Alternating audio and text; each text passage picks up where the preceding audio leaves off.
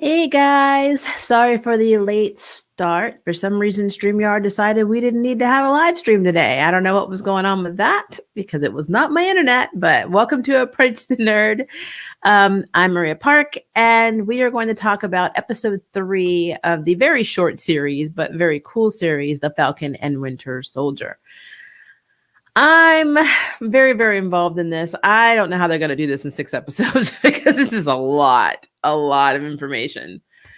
We did get a little bit of WandaVision feels in the beginning because we got a global repatriation council, so GRC commercial. When I first saw it, I literally thought, before I really started paying attention to what they were saying, I literally thought it was a real commercial. I was like, what is happening right now? But yeah. So this organization gives me like umbrella feels, like a blood umbrella corporation feels. So yeah, they're no good. Like they're just no good. So after we see the commercial, we see John Walker and of course Battlestar Lamar. They are going to one of the known locations of the Flag Smashers, and they're trying to get information on the super serum, the super soldier serum, and trying to figure out where Carly. Well, I don't even think at this point they know it's Carly. I can't remember if they remember in episode 2 they know she's the leader, but they know of her.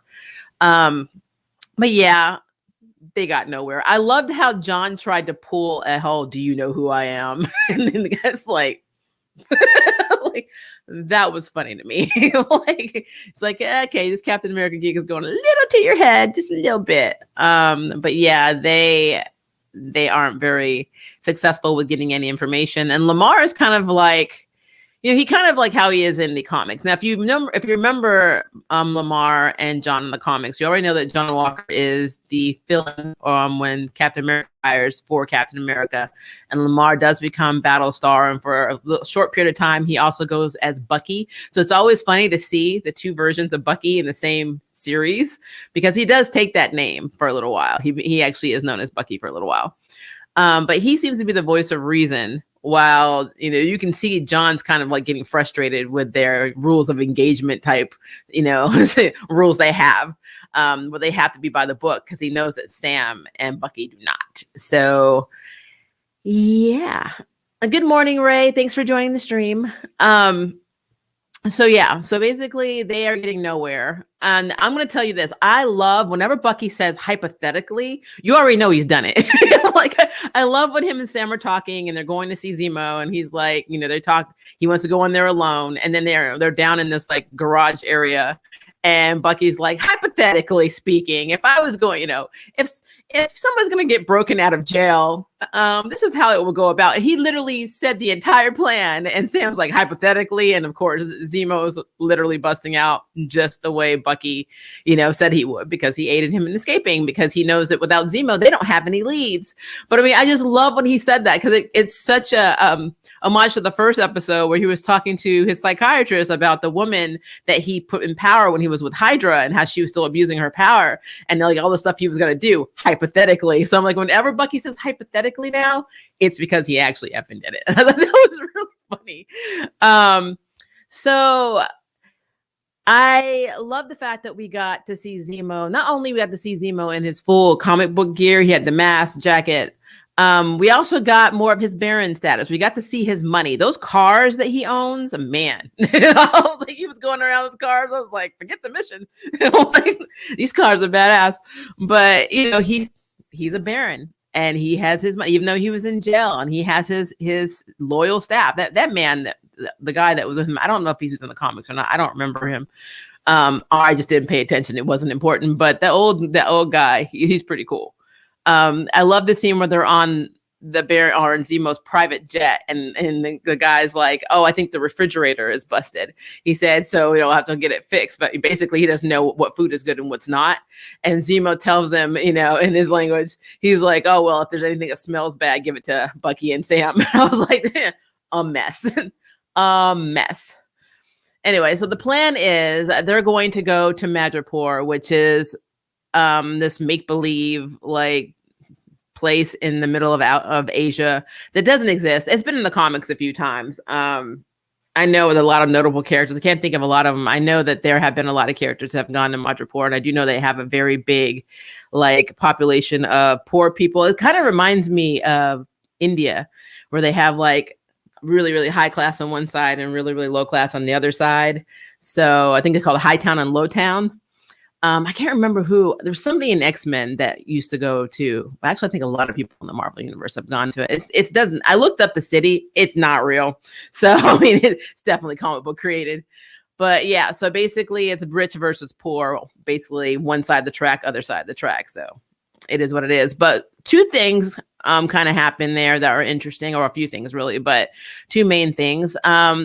Number one, Sam apparently looks just like Smiling Tiger from the comics, but he was a Thunderbolt in the comics. So I thought that was interesting. And they showed a picture and he really does look like him. Like, I mean, it's kind of crazy how much he resembles an MCU version of Smiling Tiger.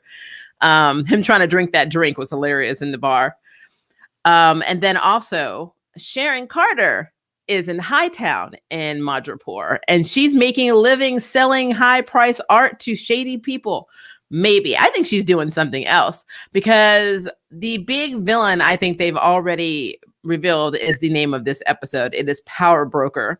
And if you know anything about Power Broker, he will give anybody powers for a cut of whatever they make using them. That's basically what he does. And so now I see how John Walker and Lamar are going to get their super soldier serum or their super strength, because they're going to get it from Power Broker. I have a feeling that's going to happen at the end of this 6-episode run. And also, he's done a lot of stuff. I really wonder if he's going to be a tie-in to the Young Avengers too, because if you remember with Cassie Lang, there was like a stint in the comics where she was pretending to work in the criminal organization and she gets kidnapped or something happens. She doesn't remember it. And they ended up taking her heart, or Power Broker takes her heart and forces her to work as a villain. And that's a connection to Ant-Man. So he is a villain that could be in the Young Avengers more. But yeah, he's a pretty messed up guy. He does a lot of, he's given a lot of people powers too. So he's a mess. And in Madripoor, apparently he is God. So everybody fears him and does what his bidding. So yeah, they don't really say who Power Broker is. They kind of made it seem like Sharon might be, because she's acting really shady. She's acting really shady. She's made some very interesting connections, because I think she's pissed, and she pretty much doesn't pretend to be. She's the enemy of the state.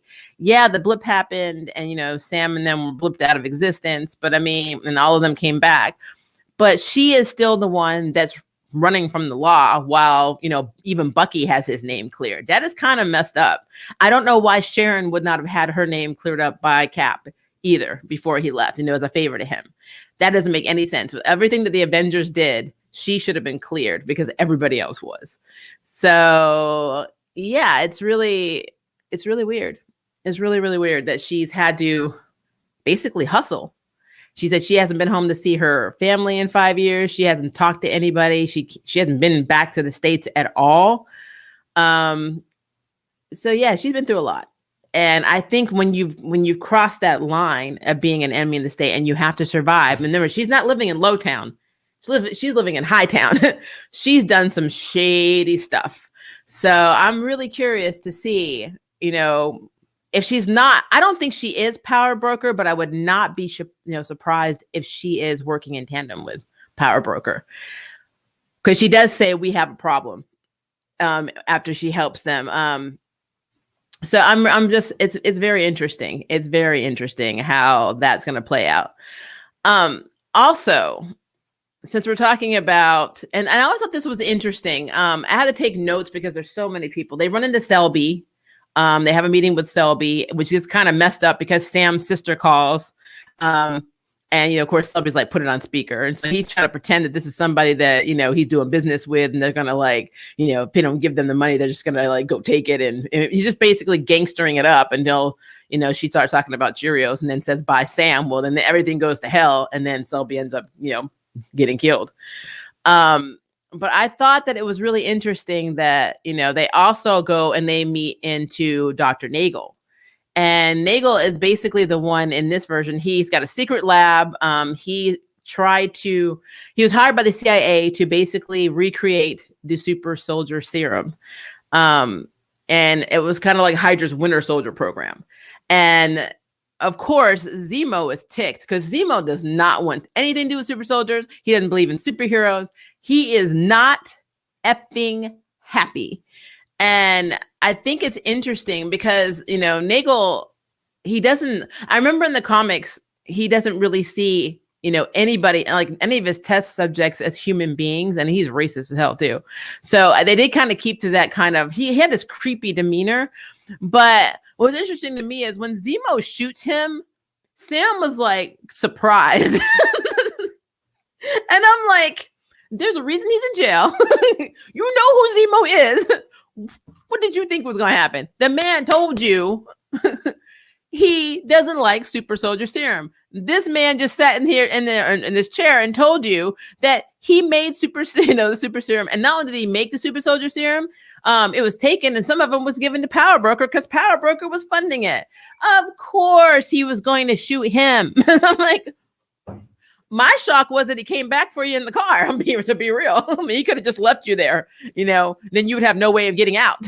So that to me was really funny that Sam was kind of like, oh, it was like, really, Sam?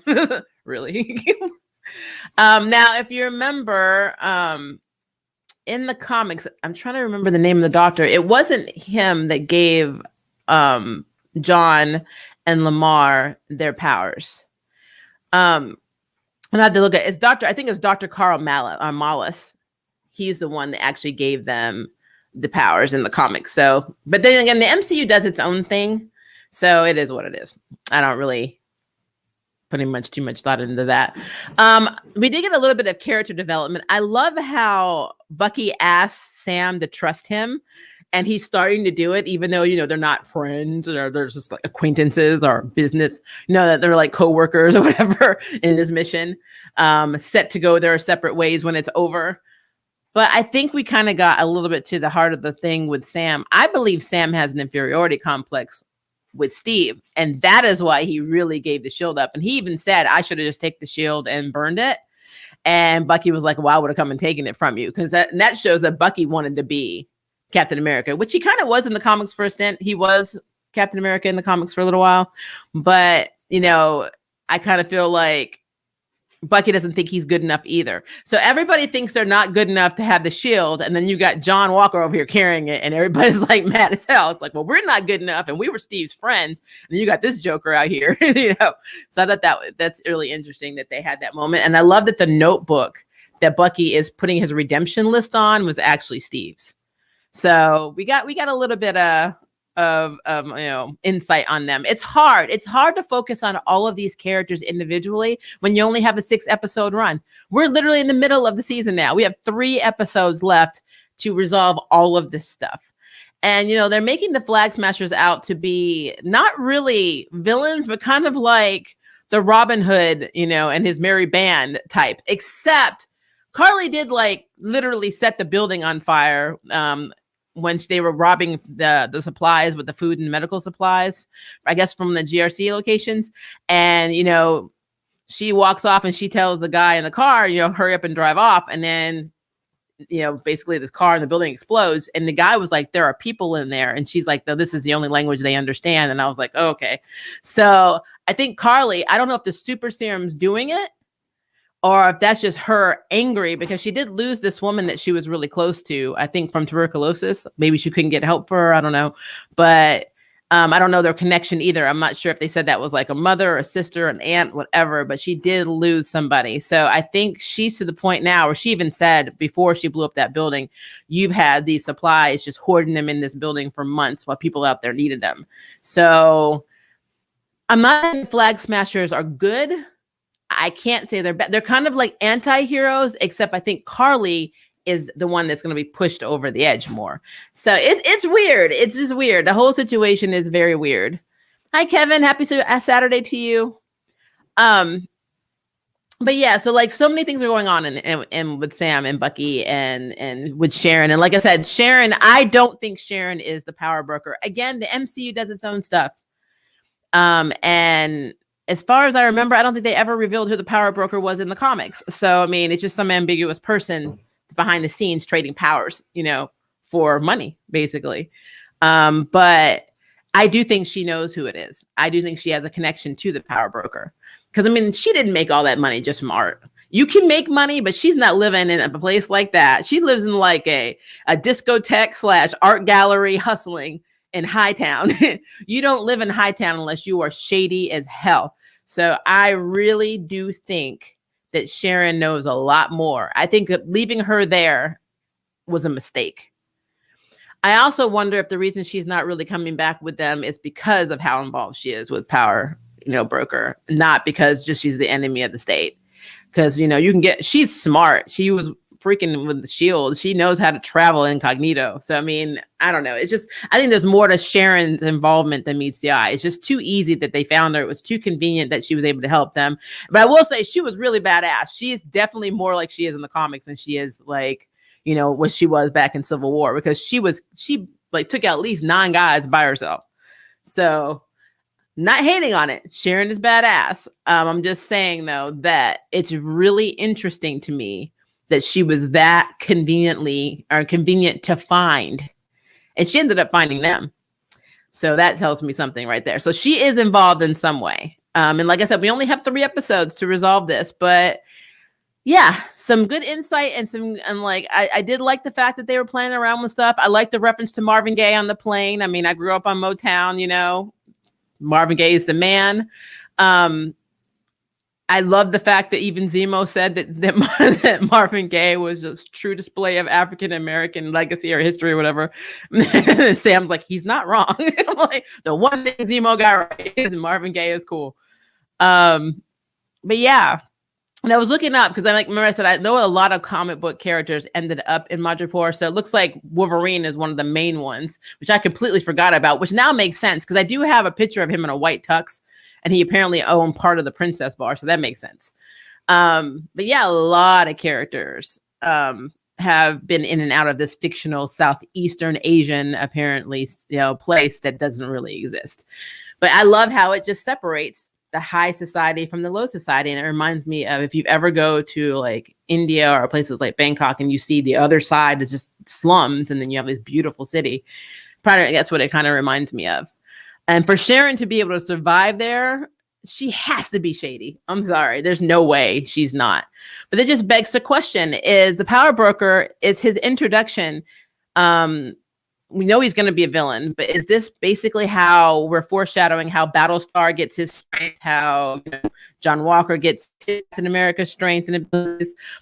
Is Sam going to get the serum? Because we know Power Broker has some of the serum now. So is this going to be a thing where they have to get the serum to be able to fight, the rest of the Flag Smashers? Or is this going to be a thing where because John Walker may actually just be after the serum, not after Power Broker and not after the Flag Smashers, because he wants to be seen as Captain America. Because if you look at his face at the beginning of that episode, when they bust into that Flag Smashers, like into the hideout or the gnome business that they frequent, and he says, "Do you know who I am?" And the guy just spits in his face and like, "I don't care." He's like, "Well, they would have never done that to Steve Rogers," So he's got an inferiority complex too.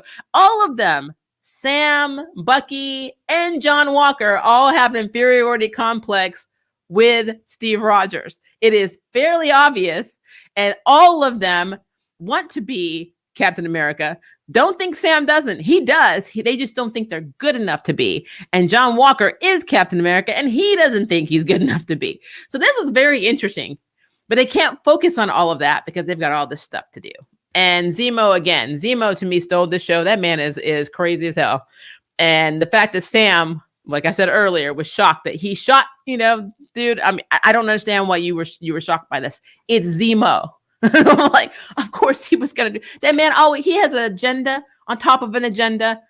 He has an agenda for the agenda of the agenda. So I'm just shocked he came back for them. That means he needs something else from them. And that's basically what it is. He needs something else. Zemo is on a mission to not only get rid of the super soldier serum, he wants to get rid of all superheroes. Like, even when he was talking about how Sam deep down believes that humans are basically crap, that's him too. He's projecting that stuff. So Nagel dying by him, of course he was going to die. Anybody that has anything to do with that super soldier serum, Zemo's going to try and take out. So we have our Baron Zemo. He's got his purple mask, so I'm happy. So yeah, good episode. I'm looking forward to episode 4. Again, 6 episodes. I feel like this should be at least 12 episodes. 6 episodes is kind of short to resolve all this. And they probably aren't going to resolve all that because, again, all these shows are connected. So something's going to happen and it's going to carry on to that. Will we have Lamar's Battlestar, though? I don't know. Is he just going to be in this series only? Is he going to be someone we see down the line? I have no idea. It would be a waste if they don't. I mean, we're going to have Patriot. I know that. I mean, we might as well have Battlestar. So Secret Invasion's coming up. We need all the help we can get. Just saying. All right, let's see here. If Steve acted the same way as John, they probably would have. Yeah, John is like a man split in two. In the very first episode, where they first were getting ready to introduce, I think it was episode 2, beginning of episode 2, when they really started introducing him. You saw him in the locker room, and he was second, triple, and quadrupling guessing himself. And his lady and then his best friend, Lamar, were like talking him up so he can go out and give the speech and pretend that he's got like the whole Captain America confidence, even though he doesn't have the super strength or any of the abilities. It has to be hard to follow in any superhero's footsteps, especially when you don't have an ability. You don't have something that made that person known. Because let's face it, Steve Rogers pre-Super Soldier Serum, yes, he was brave, but he was scrawny, he was tiny, he was not impressive. He would not have generated the same respect. Even if he had somehow accomplished all of these great feats, they wouldn't have respected him. They loved the fact that this man was like built and like super strong and super fast and, didn't seem to age, even though technically he was frozen in ice. But, they love that. And so John, even though he's accomplished, he's won all of these medals. He even said that he followed Steve Rogers' career since he came back. So that means he's been following him for a long time and probably put him on a pedestal and probably ranked everything. All of his comparisons, all of his accomplishments, he compared to Steve's.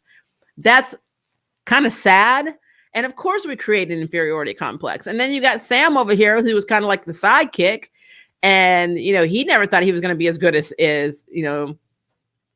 technically really anybody on the Avengers team, but definitely not, as I guess, popular and well liked and well received as Rogers was. But I mean, technically he was right because, when they went to go visit Isaiah's and the cops didn't recognize him immediately, he was like, "Do you know who I am?" "No, you're just another black man," So it's like, it's such an inferiority thing, And Bucky has it because he's killed a bunch of people, even though he was brainwashed. He killed people. And so now he's in this redemption thing. He doesn't think he's worthy of being it, And I really don't know if Steve would have given the shield to Sam. And Sam probably doesn't know this either, had Bucky not been a killer, basically. If Bucky had just been somebody stuck in time who was an ally, he may have given it to Bucky. And then Sam still would have been like, well, I wasn't good enough. But because he got it, because Bucky is, the best friend of Steve was a former Hydra assassin. So then by default, he got the shield. There's so many variables there, so it's just a thing. So yeah. It's all interesting, guys. Considering how Steve lied to get in the military, I don't think he's a great person to admire. Yeah, my feelings on Captain America. If you don't, there's a video on my channel called "Is Captain America a Mary Sue?" Yes, he is. Also, I love Sam's comment about running in heels. Yeah. Well, and then what's really interesting to me is, I mean, again, Smiling Tiger for me, he was in Thunderbolts. I know they brought him back later. I can't remember what faction he's in, but he's been in a few of the later ones, but I remember him in Thunderbolts.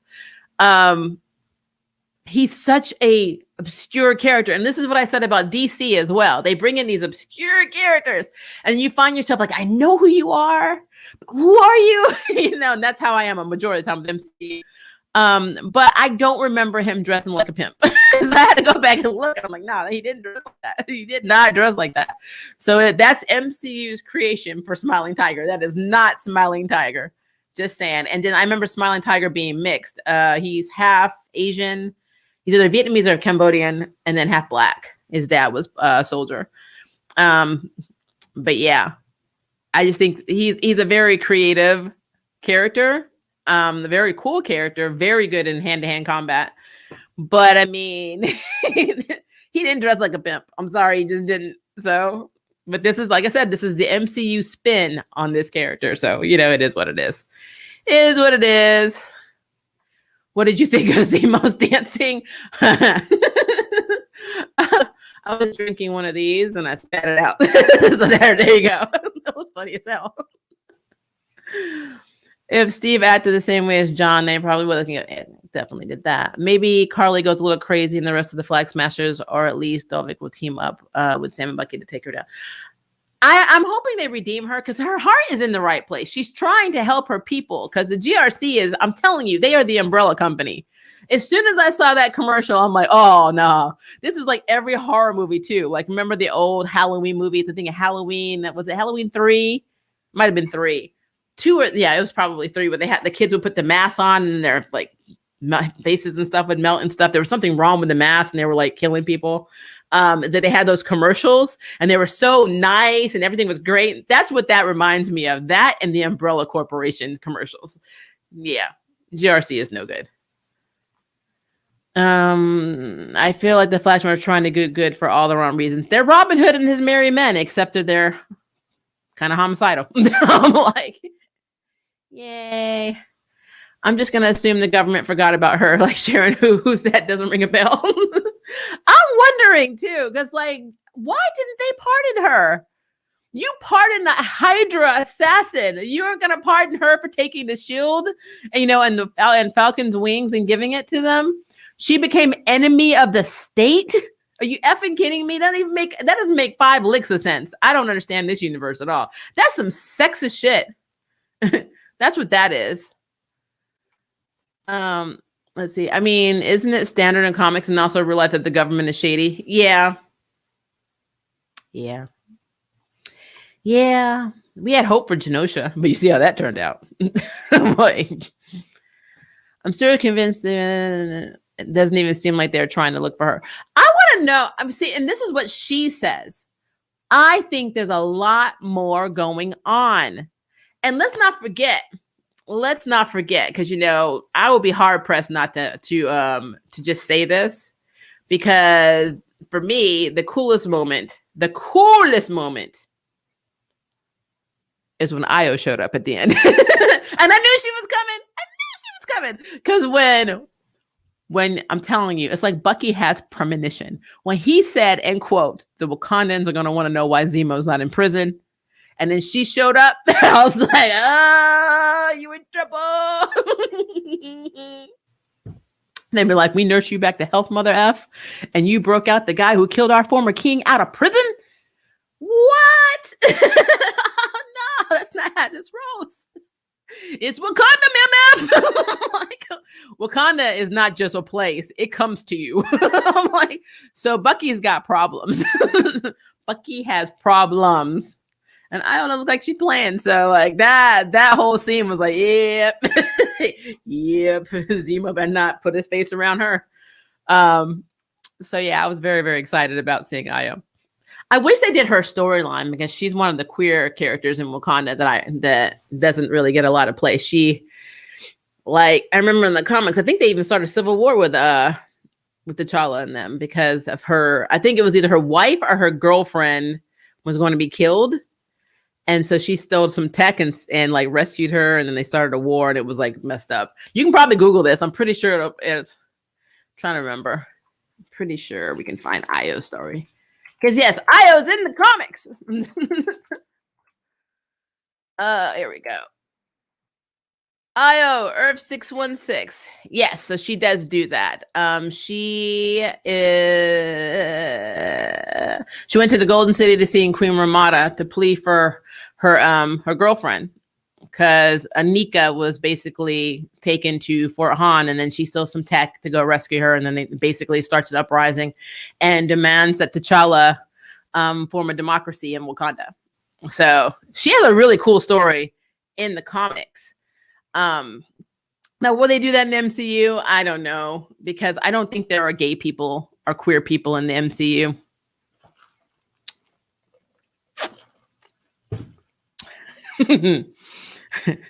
Was that shady? Yes, it was.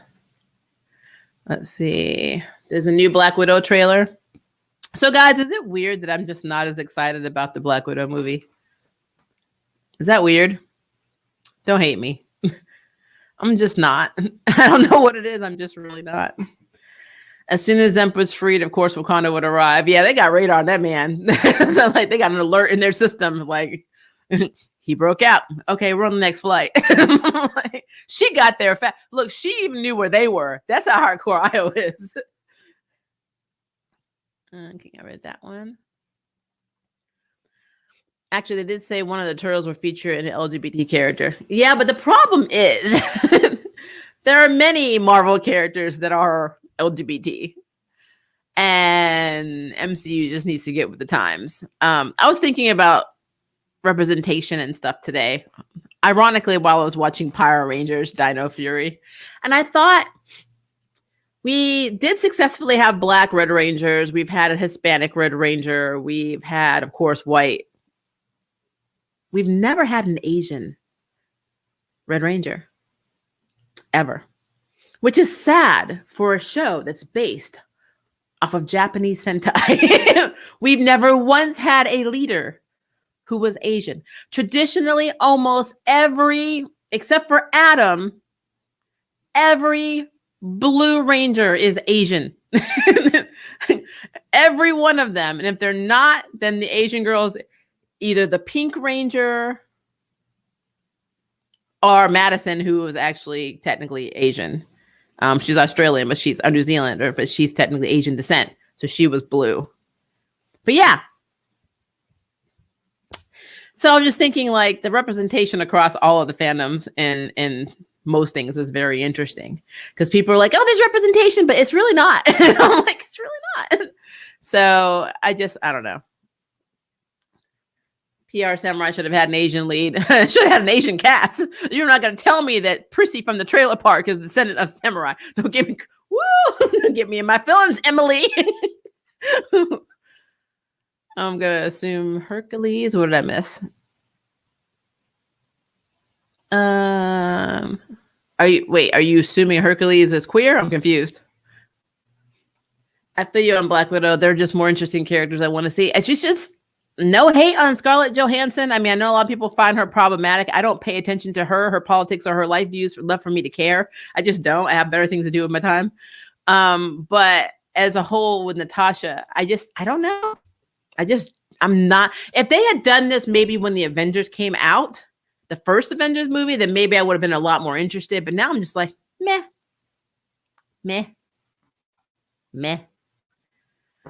I thought Hercules was bi in the comics. I think he is. His actor, though, Kevin Sorbo, would never be in the live action version. Kevin Sorbo is a card-carrying Trump supporter, so we both know that equates to normally. I'm saying normally. Disclaimer, normally. If you follow Trump, you normally are anti-LGBT. I thought Caroline and Nico was handled in a decent way in the MCU. I like them together. Now, but remember, the Marvel Studios did not do the Runaways. I said MCU. They may be countered Marvel character. I don't even see them. They're not even on the same earth, I don't think. Unless the Runaways make an appearance in any of the MCU properties, they don't exist in this canon. So I said MCU. MCU does not represent LGBT very well. To be fair, we don't have Wiccan as an adult yet. America Chavez, who is extremely lesbian. It almost feels like a lesbian planet. They haven't introduced her, but she's going to be pretty young, so I don't know how they're going to handle that. But again, she has this crazy, flirty, banter with her best friend, who was played by Haley Steinfeld, who, her and Kate Bishop are just, America and Kate Bishop are just unnaturally close for friends. But because of their age difference casting wise in MCU, unless this is a temporary casting for age and time, I don't see Kate Bishop and this version of America Chavez having that same crazy banter, which is the only reason I wasn't too happy with that casting. It had nothing to do with anything else. Lovely girl, could care less. It's just the whole dynamic between Kate and her is completely thrown off now, having a 6-year age difference. So I think it's more than 6. I think it's 8 years. So yeah. It is ignored canon. They need to say that. They actually need to name drop Runaways in there before I see that, because I've never seen anything in MCU that indicated that Cloak and Dagger or the Runaways were in their universe. Okay, I read that one. I could debate that it's canon for hours. That's fine until I see proof. I can debate that it's not. Like, I need to see where they have said any of their names. Like, and then to be fair, if Nico is canon to MCU, is she canon MCU America, America Chavez's adopted sister raised by female Loki? Or is it just the way it is? Like, this standard version of the Runaways is canon in this universe. Are they on the same Earth? Because I don't even remember them mentioning New York. I mean, I could have missed it. Like, because mostly every series I've ever seen has name dropped the first Avenger movie in some way or another, like the implications of it. Were they affected by the blimp? What did they know about Thanos? I mean, these are all questions that I have because they never mentioned it in the Runaways that I saw. So I'm just confused on that. Are any of the Netflix shows canon? They mentioned New York. Actually, in the first Daredevil, Daredevil came, they had pictures or articles on the wall that one of the reporters had where they showed the Hulk smashing down on some of the aliens. So yeah, they're in the same universe, and they even talk about the disaster in New York City. Nothing's been the same since New York, and they always say stuff like that. So yes, Netflix is canon. Just like Agents of S.H.I.E.L.D. for a while was canon until they ended up on a different Earth. And I still don't even get that. It started off as canon and then it just went its own way. I guess because it was too hard to get people to come in from the MCU shows because of their contracts to come and do guest appearances. So they just made it, the way they made around it was that it became non-canon because they became their own Earth. So I don't know.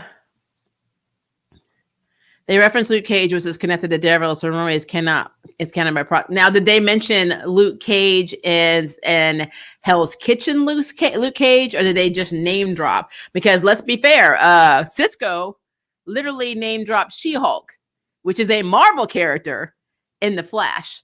So name dropping someone doesn't mean that it's the same character. I need them to say the Runaways and say specifically who they are and where they are and what's happened with them for me to believe it's canon. Because that's the one problem that I've always had with DC. They never connect anything. And Marvel has been very good at connecting all of their stuff, except I never felt like the Hulu shows were connected to the actual canon. I felt like they were a completely different Earth.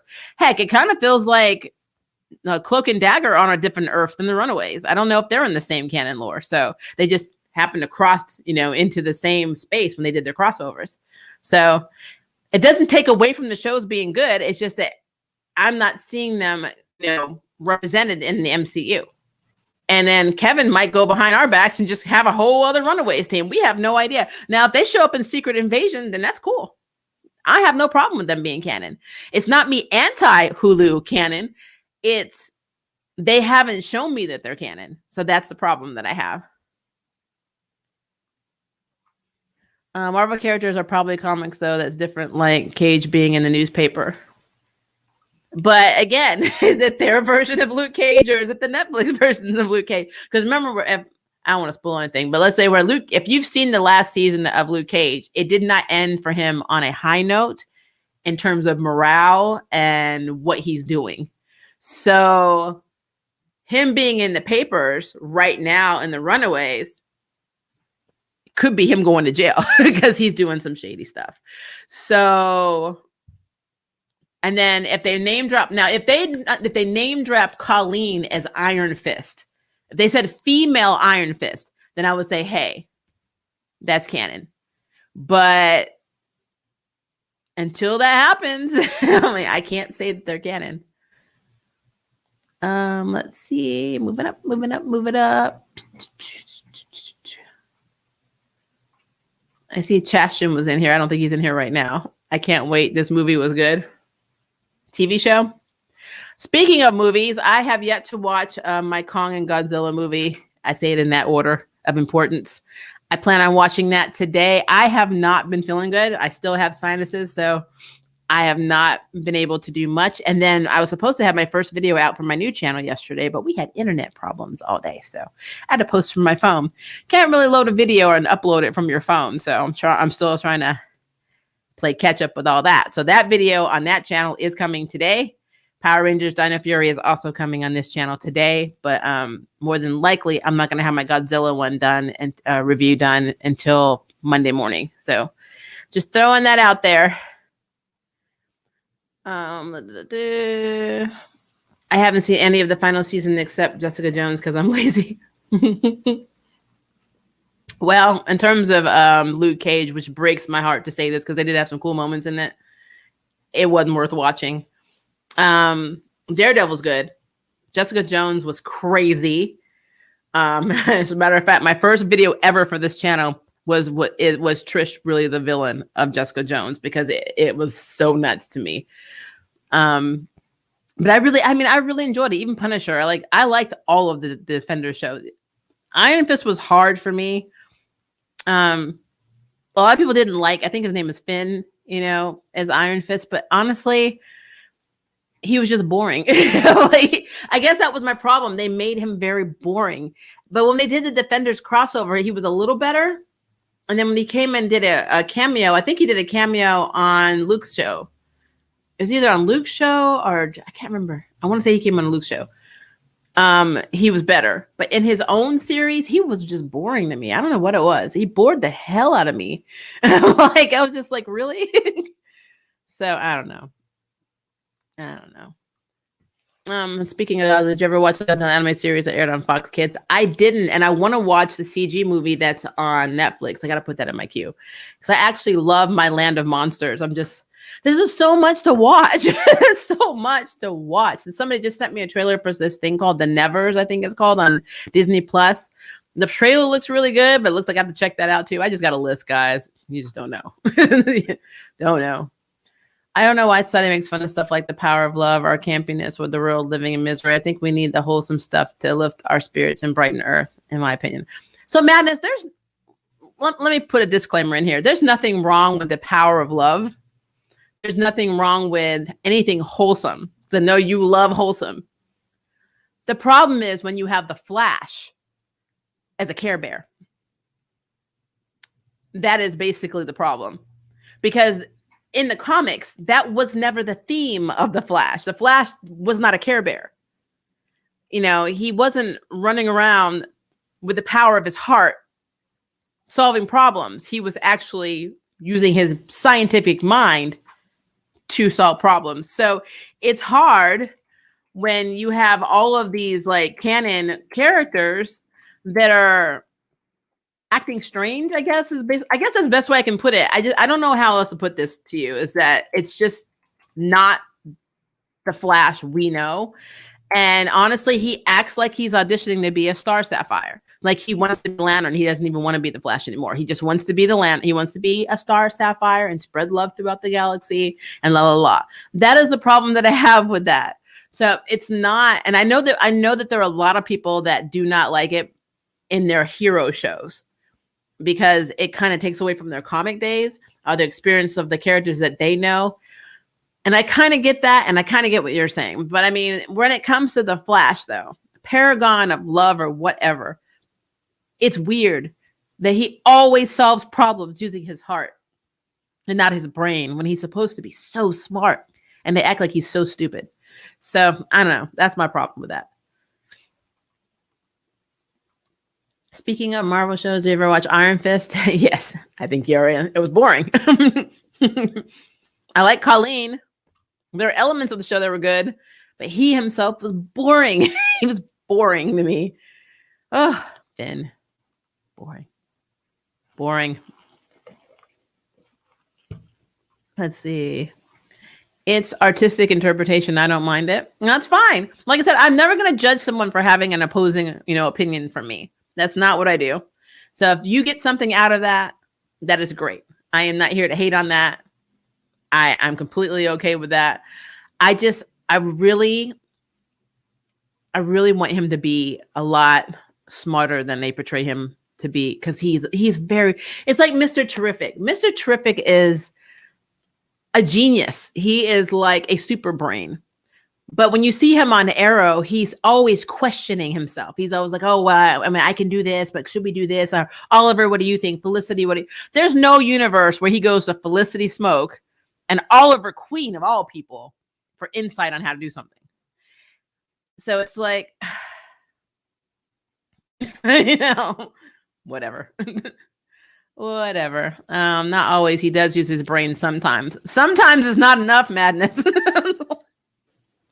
Barry Allen needs to use his brain all the time because he's always doing something that gets something messed up. It's just truth. It's hard truth. You should watch Manifest. I think I've seen that. Is that when they I think I've seen season 1. They go on a plane and they come back and it's like years later. I have seen Manifest. I haven't seen the second season, but I have seen the first season. I just like going, Speaking of campy, what do you think of Supergirl?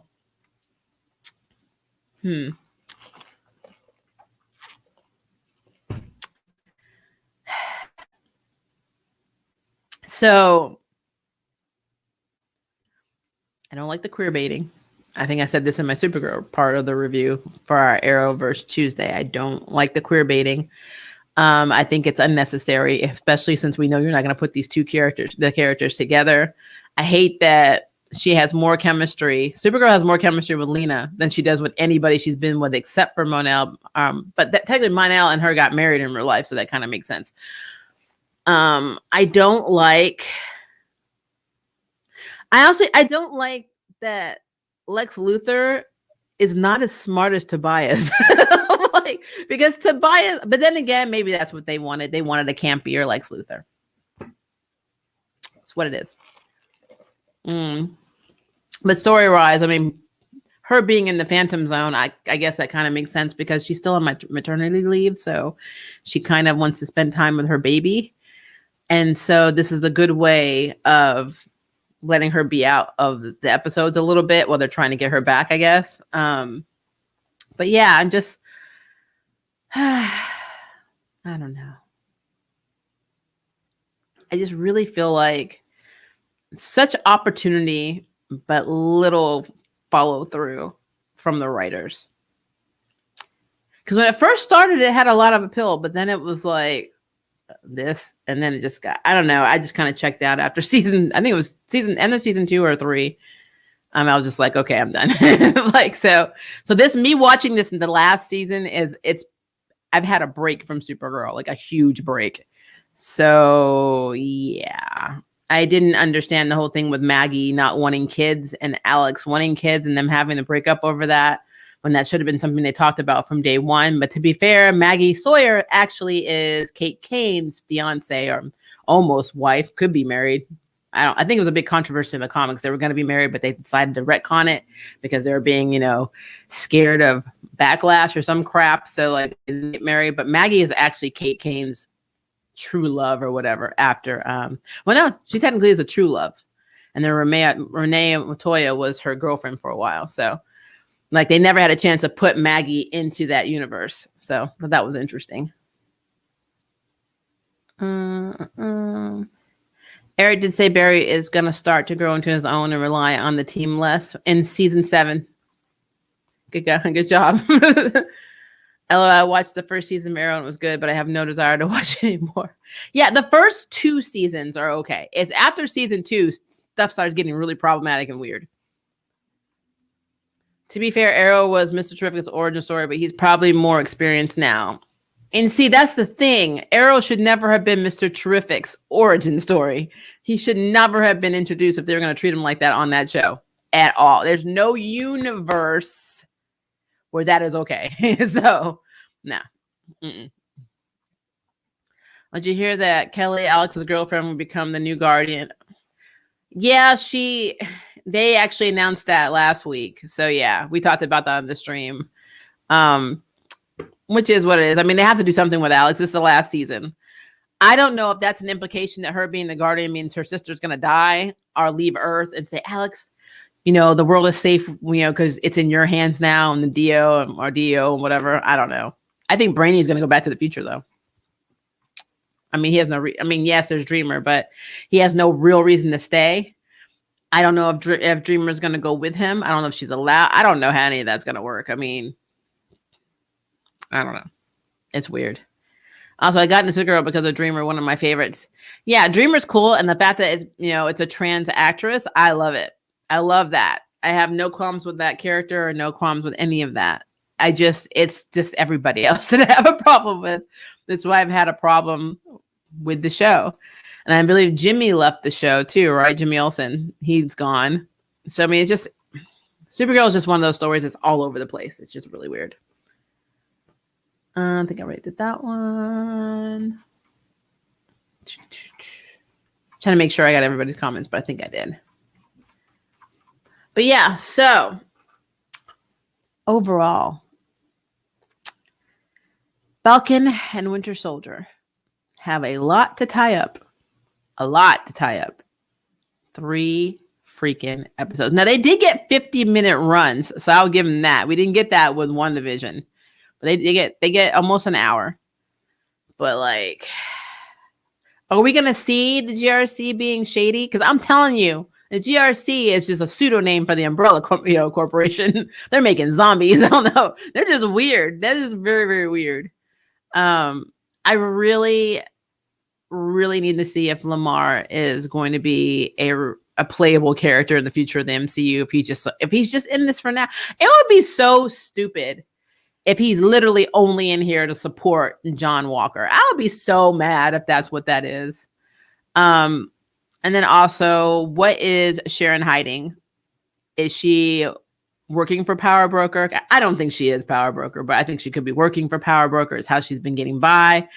And that means she's turned to a life of crime, which, if Captain America tried to kiss me and then decide to go to the future to be with my grandmother or whatever, great aunt, or auntie, whatever, I'd probably be a little bitter too. And made me the enemy of the state. I got nothing out of that relationship. Nothing. Ruined my life. I'd be kind of bitter too. Also, is Io going to beat the holy crap out of Bucky? I really want to see her fight Bucky. I think that'll be amazing. Just misunderstanding fight. I think she would beat his butt, though. Super Soldier or not, I think she'd beat his butt. I really wish they would flesh her out more. That would be an awesome add-in to have her story with her and her girlfriend / fiance / wife, whatever their connection is. They're a couple. I would love to see that.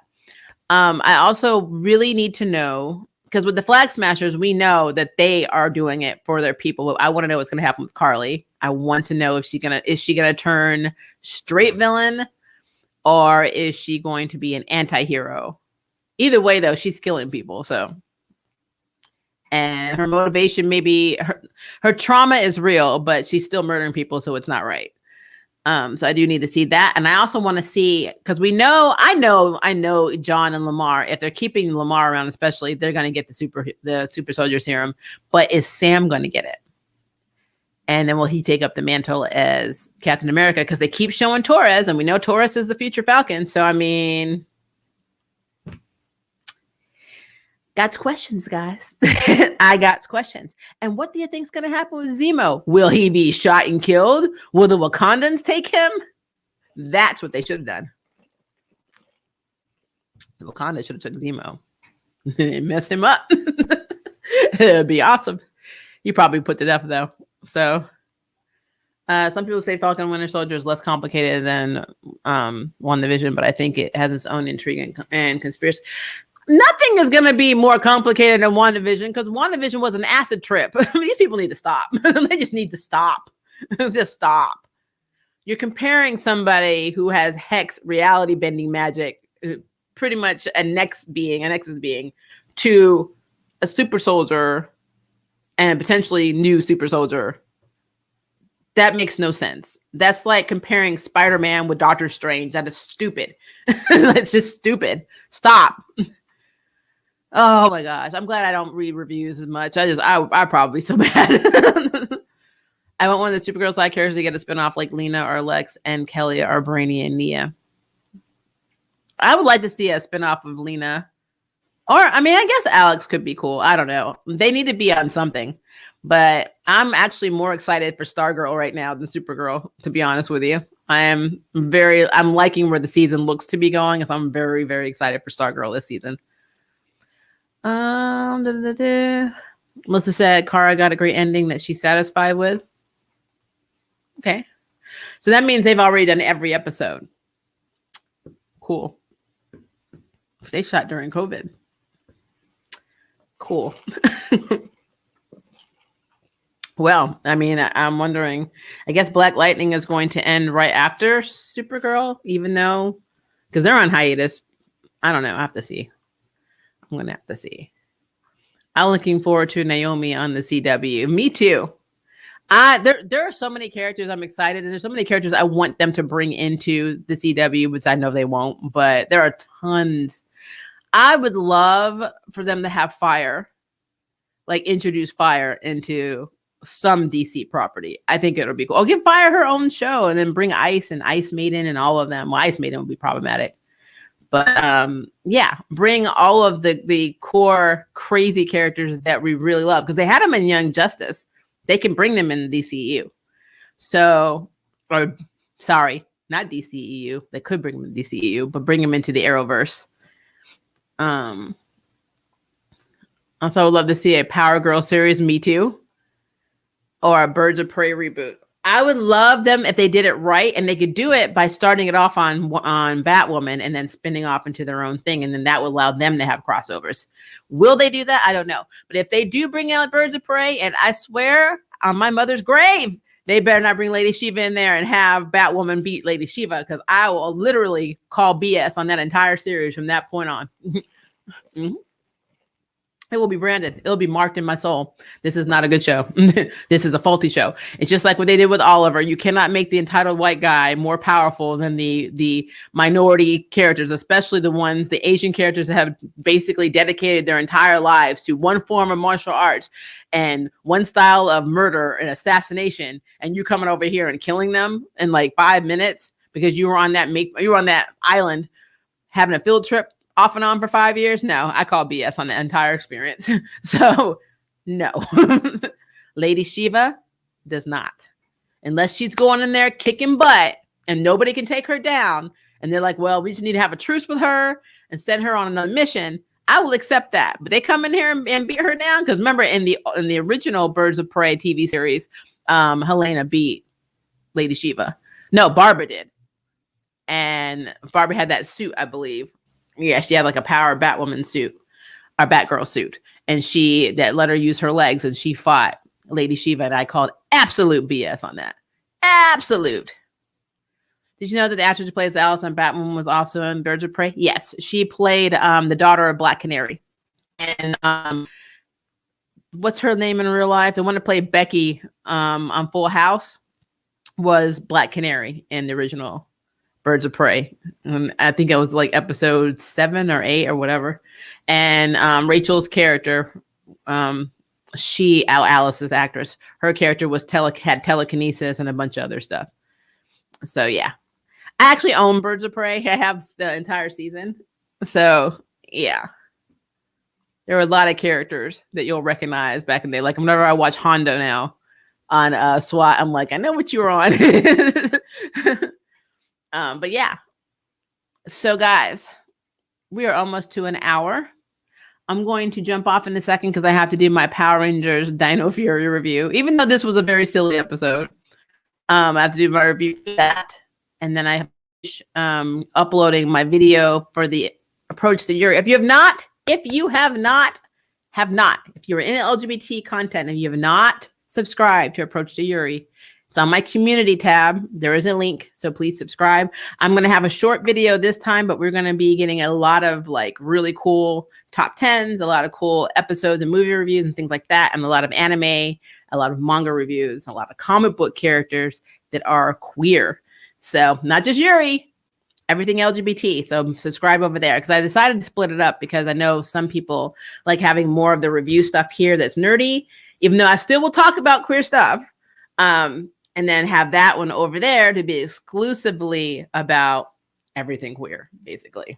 And I use the word queer because that's how I place everything in a bucket. So yeah. Thank you for hanging out with me. My sinuses, I hope I don't sound too congested, guys. This entire side of my head now, it was this side last week. This side is closed.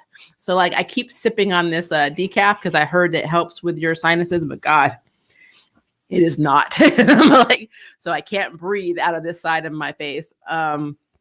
This weather is horrible. But I love you.